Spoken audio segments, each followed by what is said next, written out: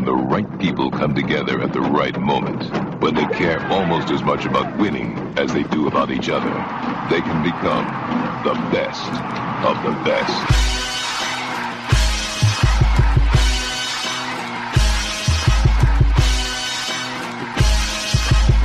Welcome to the best soccer show. The best soccer show in the whole world. Here we go. It's the best soccer show. Jason Davis, Jared Dubois in the building. Oh my goodness. Back in the chair, ready to do a thing on a Thursday. I kept forgetting what day it was today because, Because you're on island time? No, it's not the island thing. It's that. Are you feeling irie? That's Jamaica. What are you doing? Are you feeling good, man? What are you trying to do? I need to know what this is. You don't want to try some Puerto Rican slang? You want to do that? Dale. Dale kind of works. Is that work? I have no idea. I thought it was Cuban. Wepa is like the like celebration. Sort of. Wepa. Absolutely. Let's do that. That's what Chandler Bing was doing back on Friends. We are live. It is Thursday night. We are back together again. It's been a little while. Jared has worked his schedule so he can be here, and this is not only a chance for us to get back together and catch up on what we missed, but also look ahead to 2025, first show of the new year. And Jared, you have not been with me.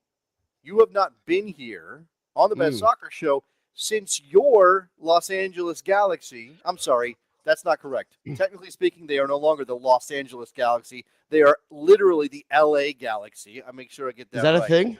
I believe that is a thing. You know more about my club than I know. Because here, you know how I feel about these stupid brand things people do, though. Like, it's still StubHub Center or Home Depot Center to me. Yes. It's not a Dignity, whatever.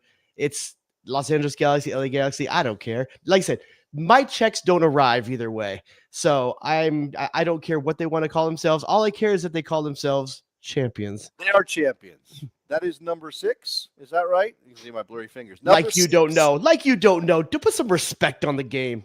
I mean, I did talk about it quite a bit. It feels like it happened a year ago. Oh, God, you know how hard it was for me not to be on here while my team was cruising through the playoffs. You didn't even get a chance to, like, a little bit nail biters down the end, but cry over Ricky and his sacrifice and what he did for your team, Jared. Buddy, where does he rank? Where does he rank in terms of just legend status right now? Okay, that game, I think, put him up in that upper echelon. Like, there's still going to be like I think Kobe Jones. I think he, for a lot of fans, because I mean, it's also older. A lot of fans now don't even know who some of these guys were and are watching. Sure, nobody remembers. I think he's Cienfuegos level. No, nobody. I think he's Cienfuegos. No, but I think Ricky Puig is at Cienfuegos level right now in terms of like. Right. I think you still got maybe Kobe Jones, Landon Donovan, Robbie Keane right above that, but I think he is right there. And I mean, God willing that someone touches his ligament and makes it good again. He could be the guy. I really do believe that if he sticks it out. And I think with a knee injury like that, I thought there was a chance he gets sold in this window. Yeah, he just signed a new contract, right? Didn't he just do a new deal? MLS teams are notorious for that. They sign 4 or 5 year extensions and then they sell. It gives them more bargaining power at the table. So when I see that, I don't really worry about. Like, I don't think it means that they're really making a long-term commitment to them. But I think Ricky Puig. The interesting about LA Galaxy coming into the new year is going to be who gets sold. I think some piece has to move, and now it can't be Ricky Puig. So, is it Peck? Gabriel Peck's the candidate, right? He's the guy because he was right there as sort of 1A to Ricky in terms of that playoff run and winning the MLS Cup title. I mean, Benson was good, but it was really Gabriel Peck. What was that? Was it? Which game was it? He makes the 45-yard run, ball at his feet. That was against Minnesota. Yeah, That was an incredible bit of skill. There's really only two people with enough cachet right now, and that's Dejan Joveljic, who is coming off of 22 DP U22 contract, and Gabriel Peck, who definitely is maybe 50% to 100% the value they bought him at just a year ago. So it's interesting, like how much do you anger the fans and how much do you cash out right now? Yeah, sure. Right now you've got a championship. You can ride that positive wave of fan love for a while here. It hasn't been this good in a long time for Galaxy fans. I mean, they're really riding high. And I apologize ahead of time. I got the worst sickness coming out of Christmas. So sorry, guys. Voice is working hard right now. Trying to make this happen for you all. We'll fight through it. We got your throat, the cough, Ricky Puig's ligament. You got to do what you got to do. Yeah, this is my 30 minutes I'm going to put in right now with the bad injury. But come on, 30 minutes on a torn ACL, nuts, ridiculous, nuts. Dude. And this is the thing I didn't get to talk to you about is that I remember in the Minnesota game when, in the Seattle game when it was 60th minute or so, or whatever it was, and I saw him on the sideline. I mean, I'm watching the game on television, and I see him on the sideline, and there's a trainer touching a part of his knee that made me go, uh-oh, and then he was on the field again. Oh, okay, well, that must have been nothing. Nope. Yeah, it was definitely interesting to see that, like, and you see him stretching it over and over again on the field, the weird movements, and then afterwards, they finish the game. You figure that, okay, he's emotional after the game. It's just, it meant a lot to him. And then you realize the gravity of the situation. And what Galaxy fans thought was going to be easy cruise to the cup got a lot more difficult. Who would have bet before the season started? I mean, you could have said, hey, a La Masia Barcelona Academy product, Catalonian, raised on Catalonian soccer, although the other one was not, but raised on Catalonian, like you could have said a Barcelona player, former Barcelona player, incredible attacking talent, but said it was going to win MLS Cup, and everybody said, oh, that's going to be Lionel Messi. Of course, it's going to be Lionel Messi. You got Messi, Busquets, or Alba, any one of them you can take, you can play that card with, sure. But absolutely. Yeah, Ricky Puig got the magic. We'll see what the Galaxy does in the new year. I think there's some teams, especially what you see Seattle doing in the last little bit. And plus there's, just so you know, it's rumored that Seattle is having discussions about making a move for Marcus Rashford. Okay. Okay, go ahead. They're having a talk about it. I don't know if anyone's told Rashford. No. Okay. Well, so this is what I've seen so far on Rashford. And this is he's painted into a corner. Now, I imagine there still is a decent market for him, but it depends on what United wants for Marcus Rashford. Do you think that Marcus Rashford's at that point in his career? I think Marcus Rashford wants to go somewhere where he can play soccer and not be hounded. Okay, well, this is an interesting conversation coming out of the Ricky Puig conversation then, right? Because Ricky Puig had European abilities and options when he chose to come to LA. He wanted to escape all the other bullshit. He wanted to have a different lifestyle than what he was at there. He's an LA guy and knew he was an LA guy and was ready. I mean, who's not an LA guy? The hair alone is like. Let's be honest. Seattle, Manchester, not much difference in terms of weather. That's a good point. No, you're right. I don't think Marcus Rashford ends up in Seattle. But as you said, Seattle is making moves. I don't know where they are on the Areola thing, but it seems as though the Jesus Ferreira thing is going to happen for Seattle. Which is listen, Seattle's doing some good things. Re-signing Rusnak, restructuring a couple of guys. I even don't mind the Areola. Excuse me. You love a good Areola. We know that. I love a good Areola, especially a deal on an Areola. I'm away from home. I'm not. I was waiting for it, but you're out of practice. My fault. Thank you. I don't mind the Areola deal a little bit. But the Ferreira deal seems a bridge too far to me. I don't get it. Wait. He's 24 years old, right? Jesus Ferreira is still a young. Like we think of Jesus Ferreira as being this. He's already tapped out on his talent. He's only 24 years old. Like I still think there's an MVP campaign in Jesus Ferreira in the right situation, and that clearly wasn't Dallas anymore. Like Dallas is Dallas. I think we're learning more and more that Pepe was the bigger part of that duo than Jesus Ferreira. But we're talking about MLS. Like we're not talking about Jesus Ferreira going and playing in the Premier League or going and playing in Serie A. Yeah, but they were there together, and they both had Ferreira had one good season after Pepe left, but they had a good season together as well. And I think Ferreira benefited from that. And I think he had one good season afterwards, but I think it's been a sliding scale since then. Now, maybe it's sure Dallas just isn't a great team and a great organization, and they're not getting the most out of him. And I'm sure that's what Seattle's thinking right now when they look at it. We're getting a good player, maybe on a bit of a bargain on an off year. But I just feel like they have such a good track record of bringing in strikers from abroad. Their talent scouting in Seattle is one of the best in the country. I mean, you have Obafemi Martins, which is a lot of scouting to do that. Yeah, but you're not scouting Obafemi. Obafemi is doing this thing wherever he can, so you see it. But they have a great track record with bringing in strikers. Is my point, and it just feels like this one is a little bit off. I don't think.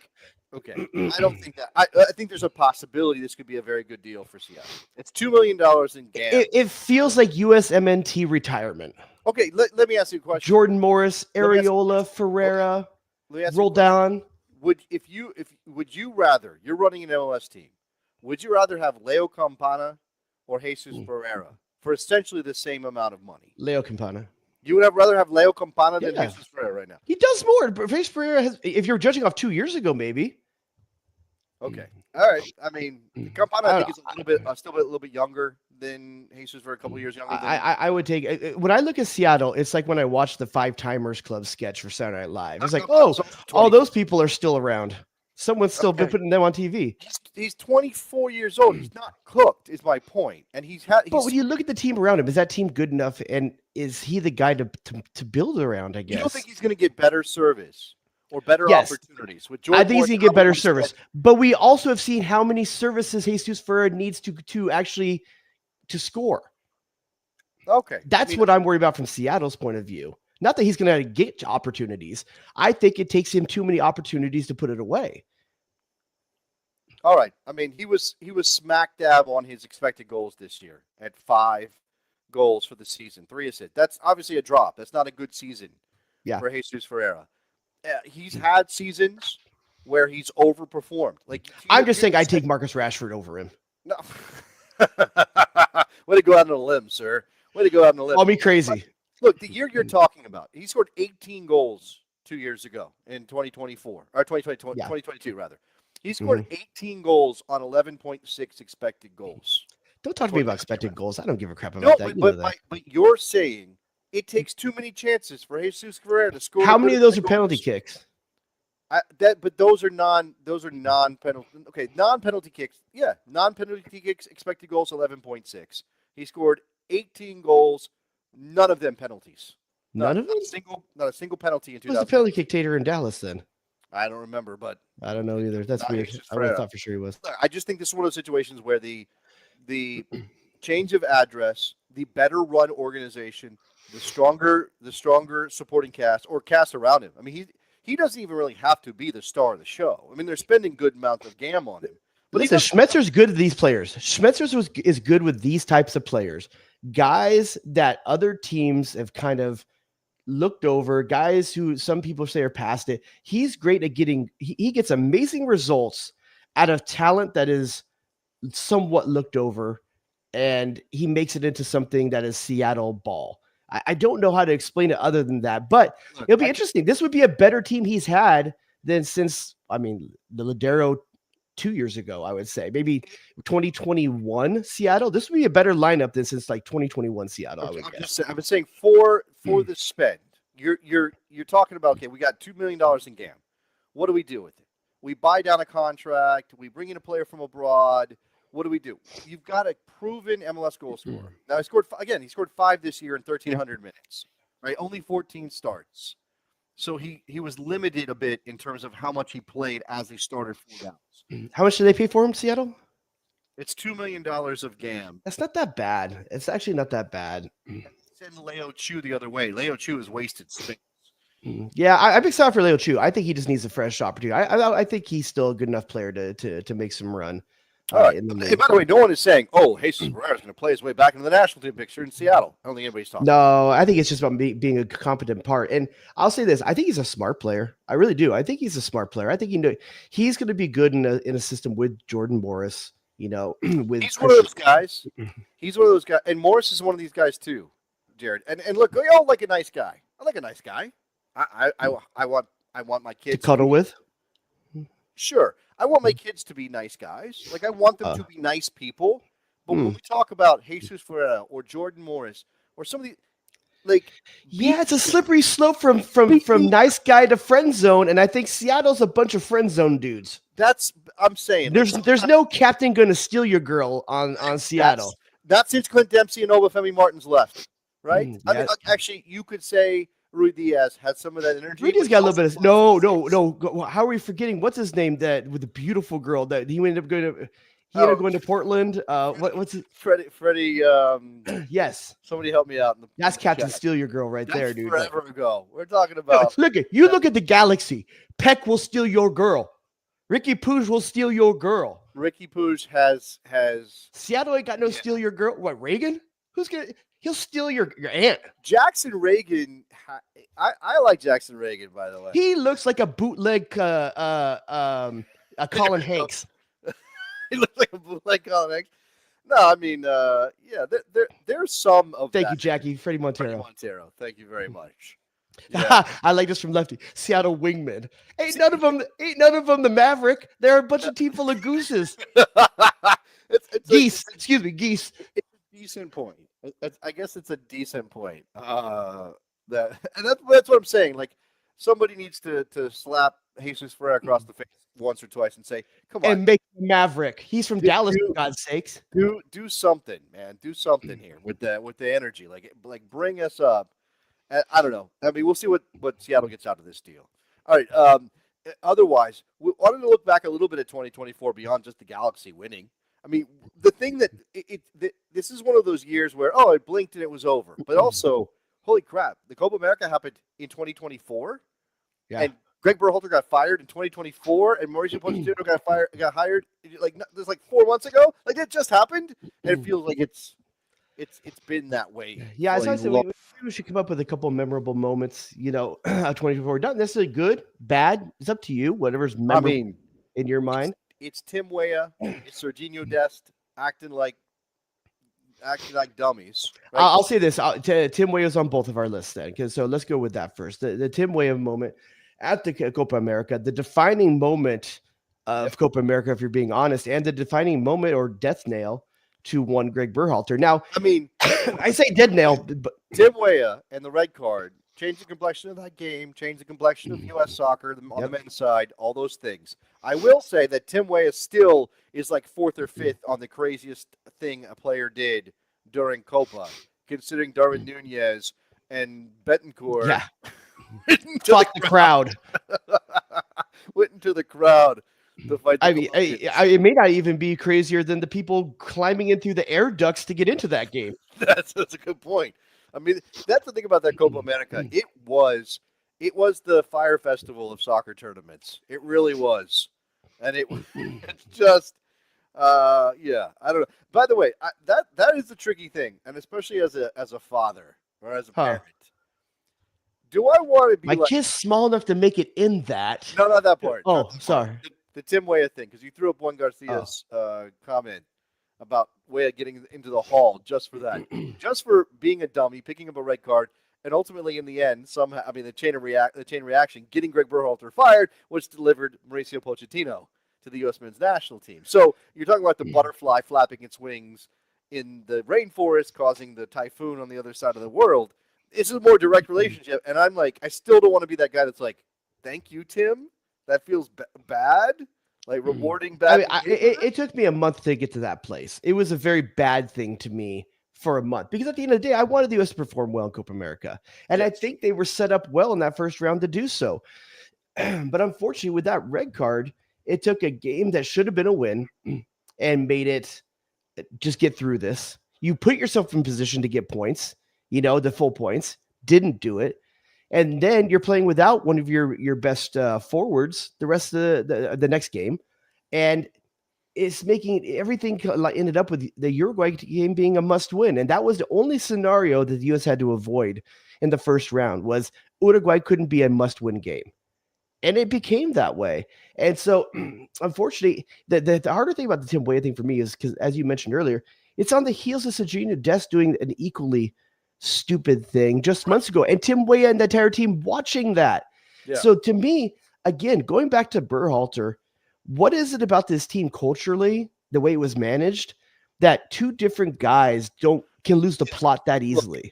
Look, I don't think Greg Berhalter should have gotten a second cycle. I don't think Greg Berhalter should have been the coach of the U.S. men's national team of Copa America. Now, you could, if you really want to do like the alternate universe thing, you could go, well, if he didn't get a second contract, would we have ended up with Pochettino, or would it have been some other, not as exciting hire for the U.S. men because of the timing of everything? I think it's very possible.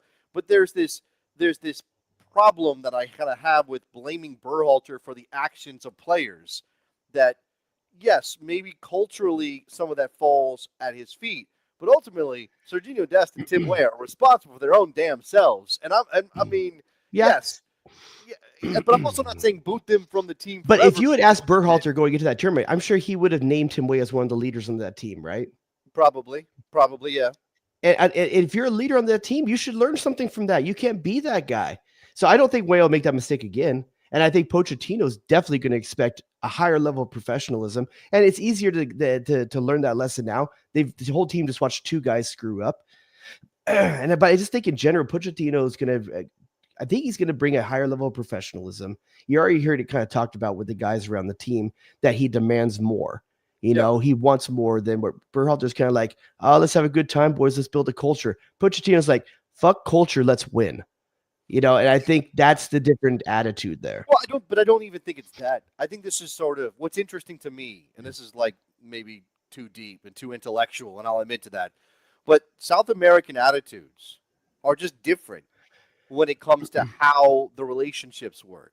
Or maybe you could call it old school, because there certainly are American coaches and coaches from this part of the world who might be of the same mentality. Like, I'm not your friend. I'm not putting my arm around your shoulder. I'm not consoling you. I don't want you to be like Bob Bradley's never even hugged Michael Bradley. Michael Bradley didn't know what love was until he was 26 until years he scored. That's true. Until he scored at the Azteca. No, there probably are a lot of coaches who have that mentality. And I do think in other sports it tended to be the way of things for a very long time, right? I mean, we celebrated pretty bad guys. Like, we celebrated Bobby Knight. That dude did not do a nice thing for any player he ever had, including his own damn son. Yeah. And we were like, oh, look at this guy. He's a great coach. I'm sure that what a sharp sweater. Look at how the distance on that chair toss. Love him. No, Jerry Tarkanian. The thing, though, about Pochettino that is clearly happening here is that he does see these roles as clearly defined. I'm the coach. I tell you what to do. I pick the team. It's not like I choose the oranges. The limes. Lemons? Is lemons or oranges? No, I'm pretty sure it's lemons. Oh, damn, dude. I've lost the plot, man. I've been off too long. Show of lemon jokes. And you don't remember I thought it was orange jokes. Was it lemon jokes? Damn, it was lemon jokes, for sure. It was lemon jokes. My bad, dude.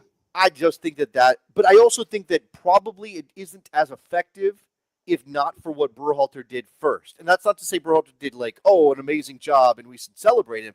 I'm just saying like the switch in approach is a good thing for this team. If you had Pochettino the first cycle, I don't think you bring him back for the second one just like any other coach. You know what I'm saying? Like just like anybody else. You're like, one cycle, thank you very much. Yeah. Should have always been there. We did 2 with Arena. I get that one a little bit with the success. We would try 2 with Klinsmann, didn't work. Tried 2 with at some point we just get realized like, wham bam, thank you, ma'am. Like let's go that route with the coaches a little bit. One cycle stands. That's what we're all about. You and me. That being said, Emma Hayes can have the job as long as she wants. That's a different scenario. Women's football tends to be different, I think. There's a lot more. There's not another Emma Hayes out there. That's definitely true. And I guess when you do get your hands on a coach of that caliber, you don't just easily. And that brings me to my second most memorable moment of the year, and that is the women's run at the Olympics. I was really enraptured with that team. I more than anyone, Emma Hayes, her press conferences. I don't watch a lot of press conferences, dude, but I love watching hers. Watching the way she cares about the team, the way she's able to articulate passion is just like that's a coach that I would just want to play for. And to see her get the results right out the gate like that with such a young group of girls and just seeing them reach their potential. I loved watching that team do its thing over the summer. I will say this about Emma too: is I don't think it's calculated. I think she's pretty much an honest person. She's just frank and to the point, but she knows how to pull on our red, white, and blue heartstrings. She knows how to. That's because she feels them. No, she feels them herself. But that's what I'm saying. Like, Pochettino's never going to have that. No. Pochettino's never going to say, "I want to win this for America" and mean it. Yeah. Maybe Jurgen. I would have given Jurgen Klinsmann the ability to feel that. I really would, because I think he's bought in. When I thought he bought in on being American. He's chose to live here and raise his family here. Everything about Jurgen's approach was like removed. But America didn't give him anything in the game. I guess that's the difference. Emma Hayes is that America gave her something in the game, a place to land, a place to develop, an opportunity to fly helicopters around Southern California. Let's not forget about that. Jurgen got that opportunity because of America. Yes, that's a good moment. That's a very good moment. The U.S. women, and proving that slide at the World Cup was not permanent, right? And it's a different kind of tournament, smaller. There's fewer players. It's a different kind of challenge for a coach. Here's my question to you, Jason. How much of that was lightning in a bottle, and how much of that is what you can take and make consistent for the next 4-8 years? Well, this is what Emma's challenge is now, right? And let's point this out. So thanks to Juan, the men don't have a triple espresso equivalent, and that's obviously that front line. Rodman, Smith, and who am I missing? Mallory Pugh. Mallory Pugh, right? Yeah. So those players, like we missed out on Mal Pugh. She had the injury. Sophia Smith, we talked about at the time. It was too early for her to be responsible for everything at the front of the formation. Alex Morgan being kind of ushered to the side, but still playing a major role in the World Cup. Like that happened. Sauerbrunn holding on. So now we have that, right? The midfield thing is where it's coming, right? That's where the change, because we have the best defender on the planet. And I even go so far as to say we have the best center back on the planet, regardless. And she scores now. She does that too, right? Yes, Becky Sauerbrunn retiring. I'm sorry, Naomi Sauerbrunn was a fantastical mental center back. Naomi Girma is that with that combination of mental and physical that you don't get. Like it is like. Remember how Hamas and Lava would play at Real Salt Lake? Like it was just like had both of them, and like Virgil van Dijk has that at the top level, in the men's team. Like it's just some backs are bruisers, some backs are thinkers, and it's just when you get someone that's a combination of both, she is next level. I mean, it's more of an issue. It's just like who do you put with her? Yeah. I think remember how much time we spent. You and me and everybody else talking about what you do without Julie Ertz, like what you do when you have to replace Julie Ertz. You play progressive football, like Julie Ertz. Yeah, she wasn't pushing the tempo of games. She was there as your emergency blanket, And I think with this new U.S. team, I don't think they need to play. They don't want to play like tiki-taka or anything like that. They're just going to play a controlled game as an 11-person unit and counter when they want. Whereas before, I felt like the U.S. had to just take pressure, and you needed that Julie Ertz in the midfield to help do that. I don't necessarily feel. I feel like they're tactically better, and they're not getting exposed the same way through midfield. So I don't know that you feel like you need her, but yeah, it was just how do you work without her when you've seen her just be amazing at that for so long? And the answer is you don't play that ball anymore. Well, you don't play that way for sure. I think that's part of the story, and I do think that Olympic team for Emma was only about only a half step towards the real work that's coming. Like she got dropped in. She picked her team. 20. What is it? You get How many players? 19? 18 players. 18? 18 players, 4 alternates. 18 players you take to the Olympics. She got dropped in. She picks her 18. They play ugly, kind of not the most. I mean, you say proactive, but let's be fair. They weren't out skilling people. But I'm saying by proactive, I mean they're pressing and setting traps and that kind of stuff. Whereas the U.S. women's national team of old was bypass the midfield. We have Abby Wambach up front. We've got Alex Morgan up top. Like they were happy to bypass midfield for a number of years. You're using the wings in a And look, I mean, I think Lavelle and Horan together at their peak and healthy were still great for the U.S. women in 2019. That was obviously a big deal, but you're going to have to evolve. And so things are happening now, and this is still just like the last 6 months. How many more players has she gotten capped? She is building for 5-6 years out. Right. She is capping players left and right. Everyone's getting their shot. They're getting on the score sheets. She's building depth right now, and that's something the U.S. hasn't had, and it's young depth. That's the exciting thing, is that these players are ready to play at 22, 23 years old. Yeah. You know, I don't know what the average age of the team she's fielding right now. It's not really fair because a lot of it's exhibition, but I don't know what the average age is, but I would love to compare that to 2 years ago. In the last window, I mean, so on the women's side, I do think you have to kind of like mentally adjust, add 2 or 3 years, right? So like if a men's player is coming into the national league, like, oh, he's a 20-year-old, he's a 21-year-old, that's kind of equivalent to 22, 23 on the women's side. That's because of college and everything else, right? So like Hal Hirschfeld is 23. She was a rookie in the NWSL, and she's gotten a call, and she was good for the national team, obviously good for the Spirit as they made the final in the NWSL. So you're seeing that's kind of one of the Corbin Albert obviously was on the Olympic team, 21-year-old player at PSG. That's one of the ones you're talking about, I think. Yeah. By the way, Gerla's only 24, so she's got. She's got a couple. What's Tierna Davidson now? 25. Tierna Davidson is 26 at this point. Up front, there's even with Triple Espresso, you still have Alyssa Thompson coming along. She's 20. Jaden Shaw's 20. Those players are Yasmin Ryden, 25, who got called up in the last window. So from Jackie and the Pat, seems like more women are starting to skip college now, though. But you have to have the financial security to do so. That's the hard part. Or you have to be Lily Johannes, who moved to Holland and joined Ajax as a teenager, right? And that's obviously a name to watch too, is Lily Johannes, who's only 17 and is going to be around for a long time if things keep going in this direction. And there are other young players out there. All right, lots of things in 2024. I want to talk a little bit about what you see. We talked about earlier, but I need to register the fact that my top memorable moment of 2024 is the Galaxy Championship. I just got to put it out there. I got to make sure that I'm not selling people out.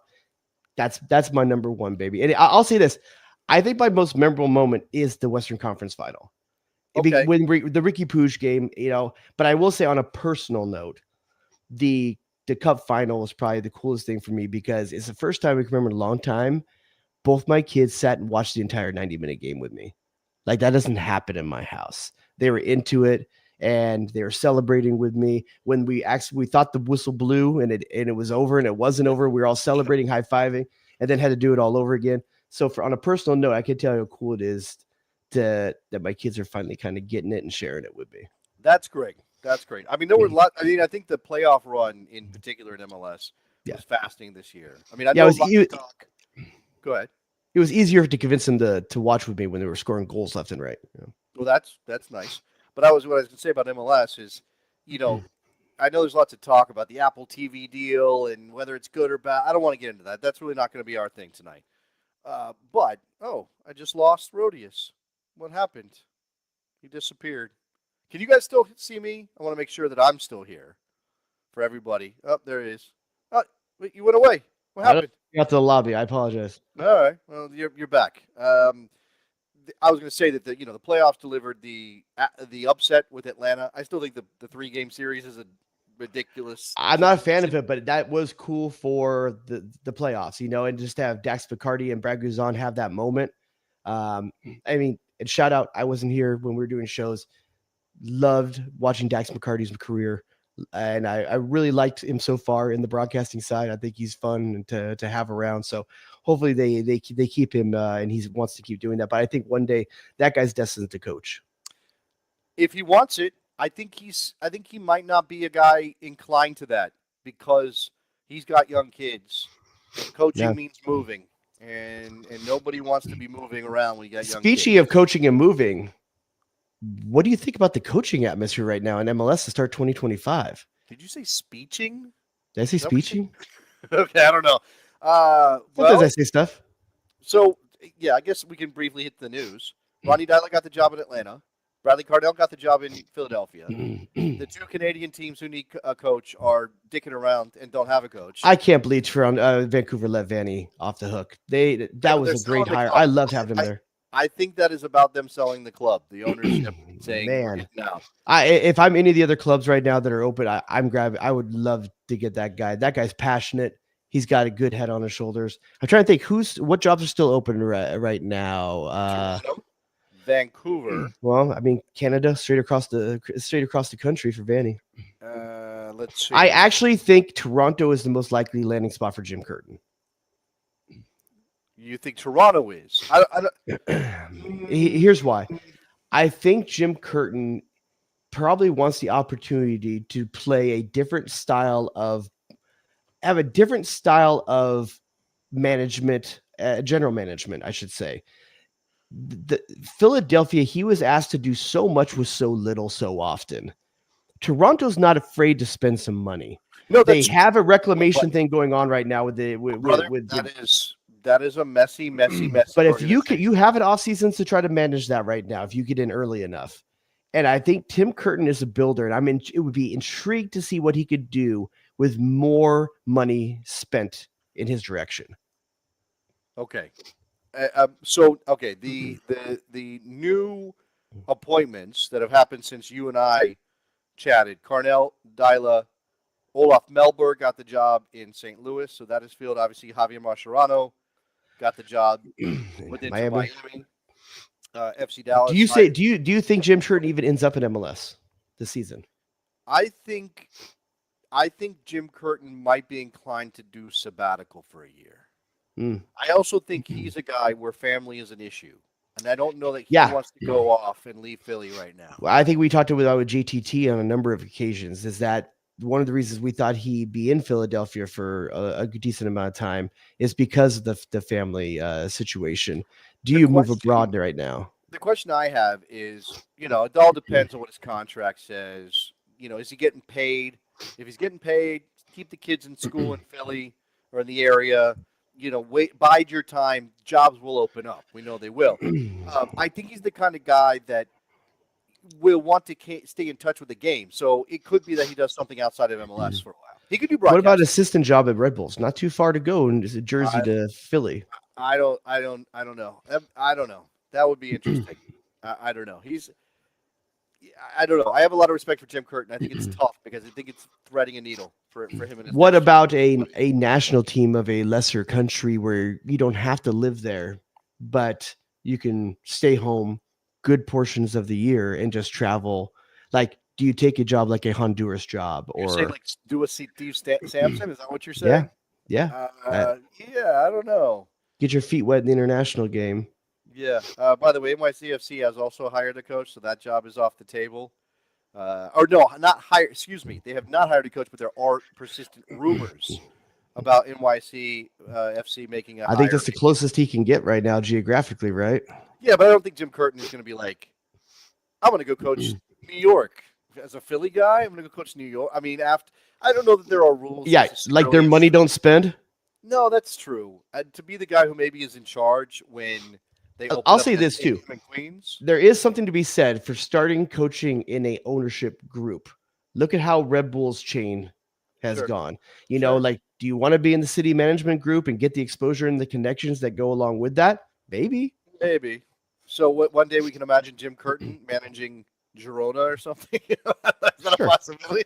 How's his Spanish? Everybody got to start somewhere. How's his Catalonian? Because Girona's up there in that part of Spain. Yeah. Pascal Jansen is the guy that NYCFC is being linked to. He's left Ferencváros in Hungary. according to reports. You surprised? You surprised how many foreign coaches are getting hired in this window? No, not necessarily. For a long time, it was like a lot of people went with the mainstays. Yeah, I think the organizations that are hiring foreign coaches have some infrastructure in place to help those coaches along. By the way, another thing we should mention that you and I haven't talked about is the change in Miami. Was not just Mascherano becoming the head coach of the club, but also Atlanta United scooping up a guy to help Garth Lagerwey in that team. Was it Craig Wable? No, who was it?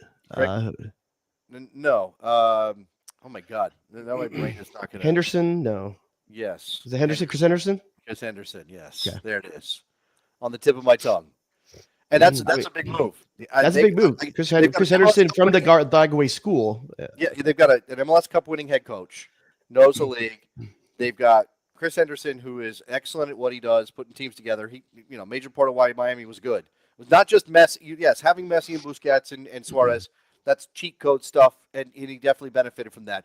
But they had pieces that he brought in there that were big parts of why they were. I'm gonna give you a question right now. If you had a crisp $100 Benjamin to go down to Vegas right now, of the coaches, new coaches at new teams, I'm going to give you two names. I want you to tell me who you're going to put your money on. Okay, we'll call it a pick your poison just to make it legit. Okay, I do have that right now. Poison. As tradition requires. Would you go with Philly or Atlanta to have a better season? Better win-loss record. Atlanta. Easy. Atlanta or Berhalter in Chicago? Atlanta. Easy. Atlanta or Inter Miami? I think Inter Miami will finish higher in the table. I'll give you one last one, and this may seem out of order, but he is who he is. Yeah. Miami or San Jose with Bruce Arena? Miami will be better than San Jose, but San Jose will be competitive. Do you think San Jose makes the playoffs? Would you put your money on Miami beating Atlanta, they're having a better record than Atlanta, or San Jose making the playoffs? Which one is a better bet? Yeah. I think San Jose making the playoffs is almost even money. Like I think it's a really good bet. Dang. It's 9 teams. They're gonna make. Did he bring the Don Juan of Saigon back yet? I don't know if Lee Wynn's involved, but I think Chowdhury's going to be on the coaching staff. Hell yeah, dude! I already like him already. I like him. I mean, the Quakes are making. I think Mark Anthony Kay's coming over. He's putting the band back together. It's what. Omar Gonzalez get off the bus yet? I think Omar was out of contract with FC Dallas. Josie, did you bring Josie back yet? No, Josie's got other investments. He's part of the Bills ownership group now. Did you know that? Josie I didn't know. Bought into the Buffalo Bills. He's got ownership money? Josie made ownership money? Well, he's got a girl too. You know what? She makes her own cash. But I do think it's probably like he owns 2% or something. Like we're not talking about significant. Whose girl do you think makes more money? Josie's girl or Christian Pulisic's girl? Josie's girl by a lot. Okay, I think so too. She's way higher up in that world. Then I don't know what the rankings are right now. I don't know how she does in tournaments, but way higher up in that world. Well, when you make money in golf, you make money in golf. That is true. That is sponsorship money is in golf. I know it can be. I don't know what it's like over there on that side of the equation. I'm excited to watch Showery Joseph and Bruce Arena. Because I know you prepared a game for us, and it would not be the best soccer show if Jared does not have a game. But I want to ask you, looking at 2025. Yes. The Leagues Cup looks like it's going to be going through some weird transformation. We have the Club World Cup arriving on these shores. A Gold Cup. Oh, I can't wait. What do you give me a rating here? Like, what are you excited for? What are you not excited? What are my 3 again? Club World Cup, Gold Cup, and what? Leagues Cup? Yeah, Leagues Cup. It's still a thing, even though it doesn't look like it'll be. Like, what am I going to watch? What would I spend money on a ticket? Just are you looking forward to any of it? Like what are you looking forward to? Yeah, I mean at different levels, I'm looking forward to all 3. But if I was going to rank them, League Cup, Gold Cup, Club World Cup, And Club World Cup is. I'm only going to watch the games the Americans are in. I really don't care outside of that. I'll watch McKinney play some ball, and do you know about the groups? And Nope. Do you have any Couldn't tell you. concept? I'm not going to give it attention because it's a freaking money grab, and every time we act like it's real or legit, we just we make it sound like it's okay to support it. No one should support this tournament. No, I agree with Players need rests. I agree with you on that for the most part. Yeah. All right. I'm gonna go against this from Aaron in the chat. Aaron says it's sacrilege for San Jose to be taking in old Galaxy staff, but they're one of the most mismanaged organizations, and so the fans are used to it. LA and San Jose have a long-standing tradition of taking each other's staff and players. There's so many Donovans and Donovans and all sorts of Wables, all sorts of people we've shared over the years. Yeah. This is just another part of it. Now, granted, San Jose usually gets the worst of it, but this is a long-standing tradition. Yeah, I think that's a fair statement. All right. 15 minutes to go or so. All right. I have prepped a little something. I want to add, this is Best Soccer Show lore, so just a little bit, maybe people who haven't been listening for years don't know. So when you do games, yes, are you Wink Rodius? Do we go with Wink Rodius? Yeah, I believe so. Okay. So I'm trying to think if there's a better way. Wink Martindale, but I feel like Jared Trebek should be involved somehow. Like if you're going to be off of Wink Martindale, it's going to be like J. Rodius Dale or something like that. I don't know. I'm just thinking workshop. Let's workshop it right now. Yeah, let's do that. Okay, let's go. No, let's play your game. Oh, no, I can't remember what I called this game when I made it up. Dang it. I need to take more notes. But in this game, I'm going to give you a player. I'm not going to tell you their name. What I'm going to do is I'm going to give you their youth team or whatever is closest to a youth team that they played for. Okay. The first team they ever signed a professional contract with, and the team they retired with. And then you're going to see if you can name that player. Okay. Now, if you can get it off the youth team, you get 3 points. You get it off the first team they signed with, 2 points. And if it takes you their team they retired, 1 point. Okay. I mean, that seems almost impossible to get 3 points. For sure, but you never know. Almost. You never know. This could be a very obscure youth team I'm about to give you for this player. Okay, so that's fair. Here you go. This player's youth team, according to Wikipedia, is the Virginia Cavaliers. Oh, okay. So this player went to the University of Virginia, is what I'm taking away from that. Not many players did. No, yeah, not many at all. Not some of the greatest players America has ever produced.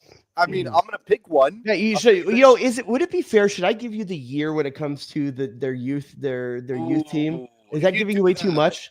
If you do that, it might give me a chance, a real good chance here with Virginia. Okay. All right. Can you give me a range? Would a range be more acceptable? I'll give you a random year from the years they were there. How's that? All right, that's fine. I'm not going to tell you it's their first year, the year they graduated. He was there in 1999. 1999. Yes. Virginia Cavaliers. I almost want to give you their middle name, but you might actually know their middle name.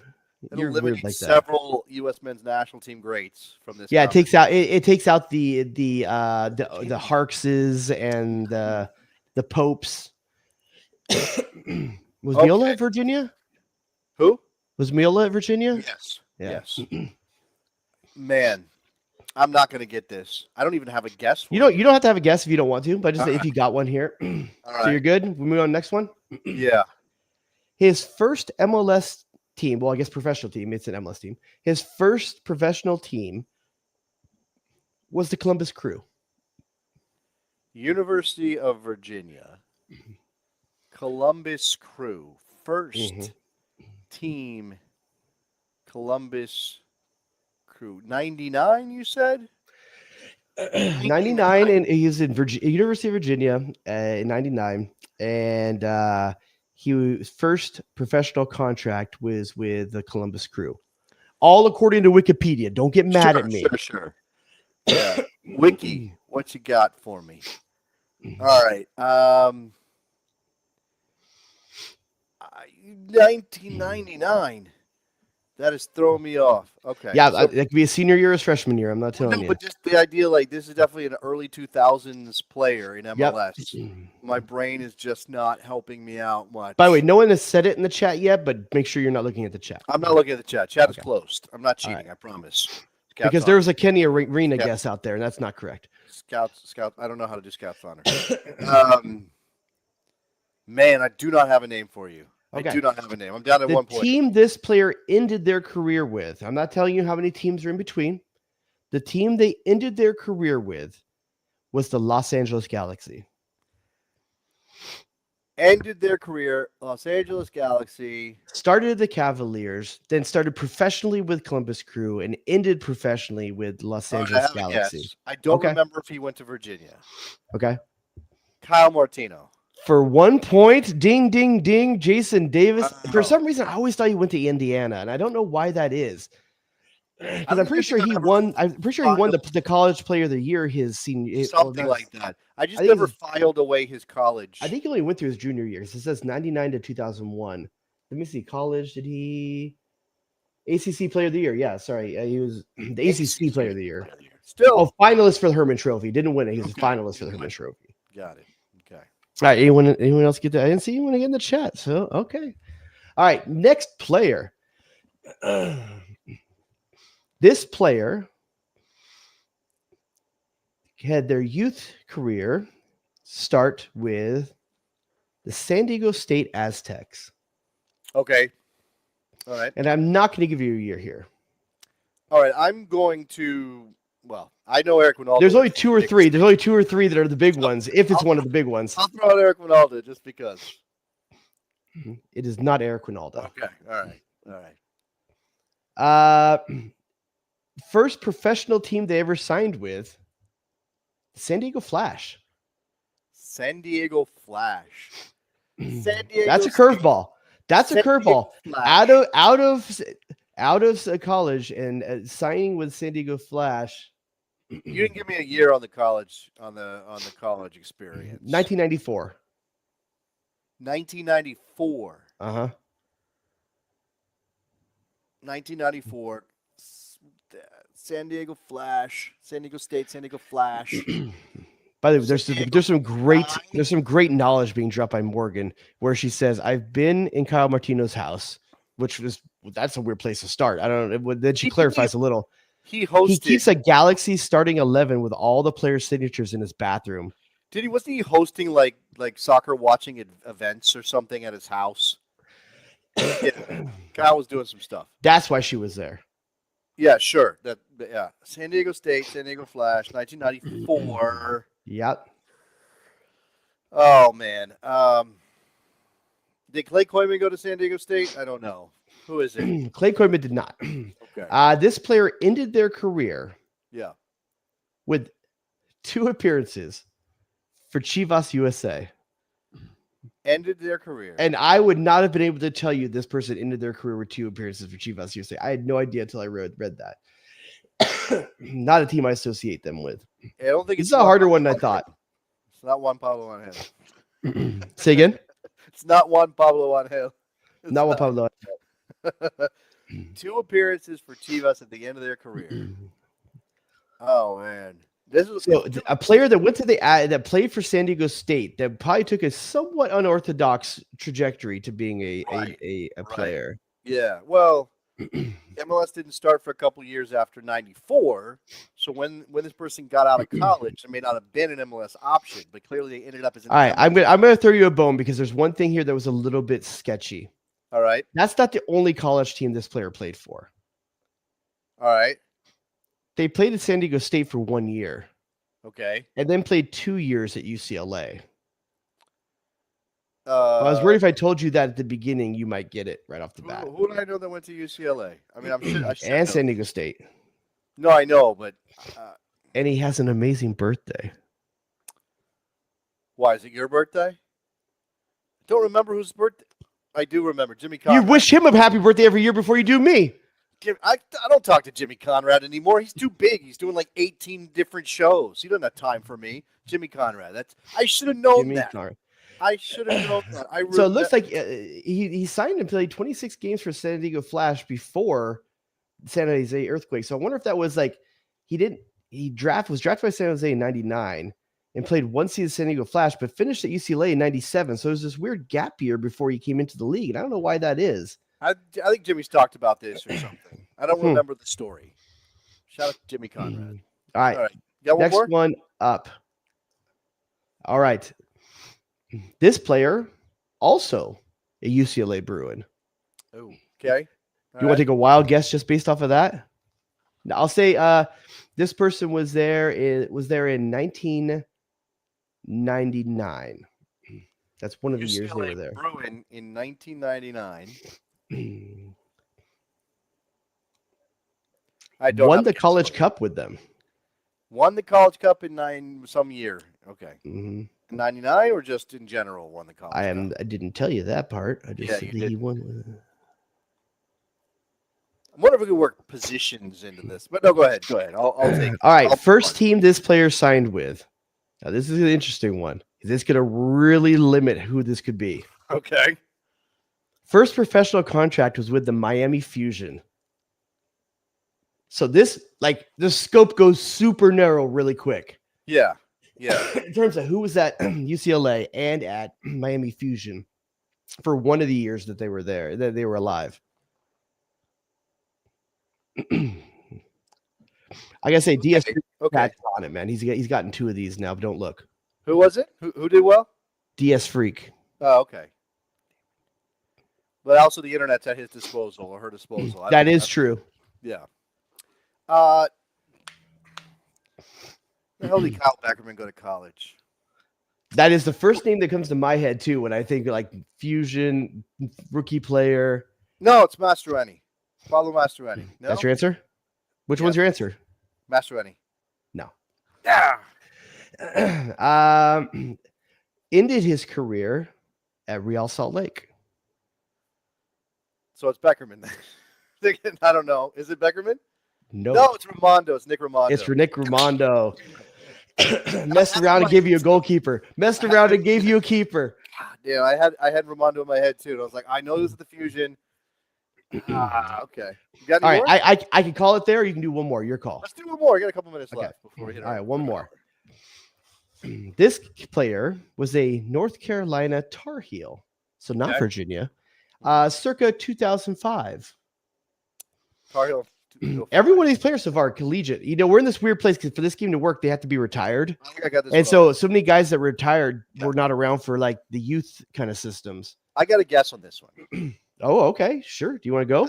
I think this is Dax. Is this Dax? This is Dax McCarty. Nicely done. Would you have known his first team was Dallas? I remember it when I see it. Yes. But I associate him with New York Red Bulls so early. But he actually was at DC United for one season as well. He went from, I remember he was Dallas. Was it Dallas United? Then they traded him to Portland and he never played for Portland. Or maybe Portland's not listed here. No, because he never played for them. It was like expansion draft or something, and then he got immediately flipped somewhere else. Let me see here. Was maybe the Red Bulls after that. I don't remember the time. I don't remember the order. But yeah, I remember Dax went to North Carolina and that timeline. Do you know who he got traded to Red Bulls in return for? Who went the other direction? Yeah. To Dallas? Is that it's not to DC United. Who went the other way from New York Red Bulls? Yeah, I'm trying to think. Do I know this? It was not like for like. Let's just say that. Not like for Dwayne DiRosario. Oh, that's right. Is that the year that D-Ro played for 3 teams and won MVP? Who, Dwayne? Yes. He won MVP. He played for Toronto, New York, and DC all in the same season. Toronto, New York, DC. You're right. He did play. In Major League Soccer, because by FIFA rules, you can only be registered for 2 teams in a single season. However, because MLS is single entity, they get around the rule on registration for multiple clubs. He made 13 appearances for the Red Bulls, which is weird because he was a DP, wasn't he, for the Red Bulls? Because he was there, he was there for the. He got his DP deal in DC, I think. Did he? Did he eventually get his DP deal in DC? I thought at one time they had Angel De Rosario, and was it who's the Mexican guy that kicked Kobe Jones in the face? Rafa Marquez? Yeah, weren't they all there at the same time? Man, I don't I don't remember know. the timing on that. Yeah. Dwayne. That's the game. I remember he got his DP contract, and that was a big deal because he was like, good call on knowing the Dax is a Tar Heel. if we played Dwayne De Rosario, would it be like? You want to see if you can give me the Nagita teams? I mean, I don't know the youth team. I know that he. I don't think he went to college. This is actually really cool because I've never heard of either of these two things, and they're super Canadian. Ready? Go ahead. Yeah, tell me. Scarborough Blizzard SC. Yes, awesome. Let's do it. And Malvern Majors. Oh, that's incredible. Scarborough is the area he's from. His first Caribbean. His first professional contract was with the Toronto Lynx. Okay, if you'd given me that, I would have known. He did. And who do you think he retired with? Dwayne De Rosario retired as a member of. Oh my God! Why do I not remember the end of D-Ro's career? This is kind of a trick question. I'll tell you why in a second. Man, I don't remember where. So Toronto, DC, New York. He played for Houston. Played for San Jose. I feel like I don't remember. I don't remember the end. Most people would say Toronto FC in Right. 2014, but he came out of retirement 4 years later and played for the Mississauga Metro Stars indoors and scored eight goals in 11 appearances. Does that count? That's like saying Landon Donovan. You count Pinky stuff. That's like saying Landon Donovan's final team was the San Diego Sockers. Well, let's see if Landon Donovan is on what his wiki says here. It probably does say that. San Diego, was it the San Diego Sockers that Landon played for? I believe so, yeah, because I remember watching him against San Diego Sockers is listed as his last team after Leon. He could have played for the Ontario, what did they call it? At the time, it was Ontario Reign, and now it's called Fury, I believe. Yeah, that's right. The Fury. Ontario. Or it's the other way around. It was called the Fury, now it's the Reign. I forget. Either way, it's indoor.